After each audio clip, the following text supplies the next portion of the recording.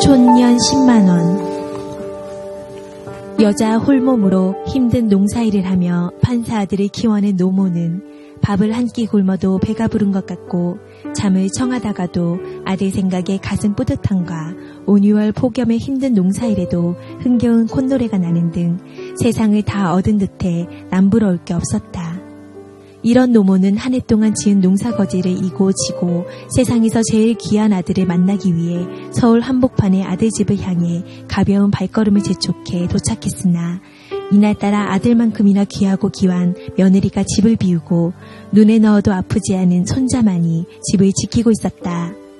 아들이 판사이기도 하지만 부잣집 딸을 며느리로 둔 덕택에 촌노의 눈에 신기하기만 한 살림살이에 눈을 뗄 수 없어 집안 이리저리 구경하다가 뜻밖의 물건을 보게 되었다.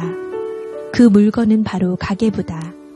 부잣집 딸이라 가계부를 쓰리라 생각도 못했는데 며느리가 쓰고 있는 가계부를 보고 감격을 해 그 안을 들여다보니 각종 세금이며 부식비, 의료비 등 촘촘히 써내려간 며느리의 살림살이에 또 한 번 감격했다. 그런데 조목조목 나열한 지출 내용 가운데 어디에 썼는지 모를 촌년 10만원이란 항목에 눈이 머물렀다.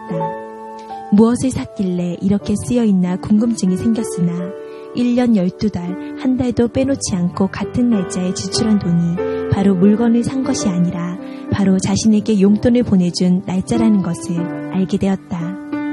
촌노는 머릿속이 하얗게 변하고 아무런 생각도 나지 않아 한동안 멍하니 서 있다. 아들 가족에게 주려고 무거운 줄도 모르고 이고 지고 간 한 해 거지를 주섬주섬 다시 싸며 마치 죄인된 기분으로 도망치듯 아들의 집을 나와 시골길에 올랐다.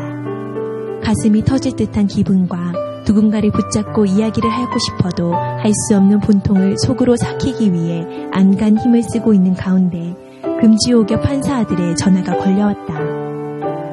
어머니 왜 안 주무시고 그냥 가셨어요? 라는 아들의 말에는 빨리 귀향길에 오른 어머니에 대한 아쉬움이 한가득 배어 있었다.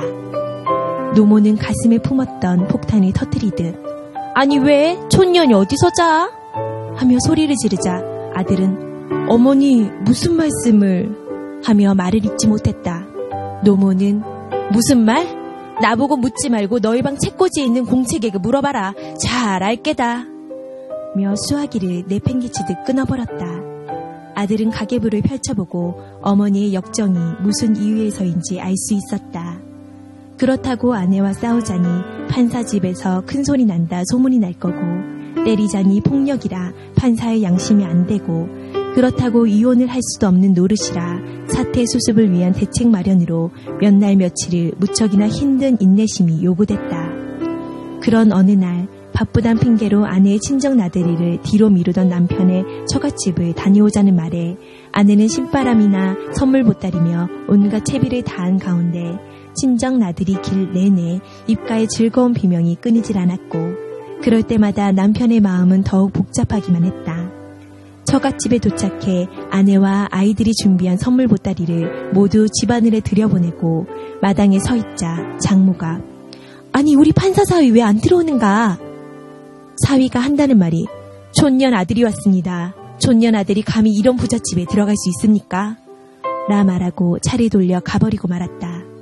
그날 밤 시어머니 촌년의 집에는 사돈 두 내외와 며느리가 납작 엎드려 죽을 죄를 지었으니 한 번만 용서해달라며 빌었다. 이러한 일이 있고 난 다음 달부터 촌년 10만원은 온데간데 없고 시어머니의 용돈 50만원이란 항목이 며느리의 가계부에 자리했다.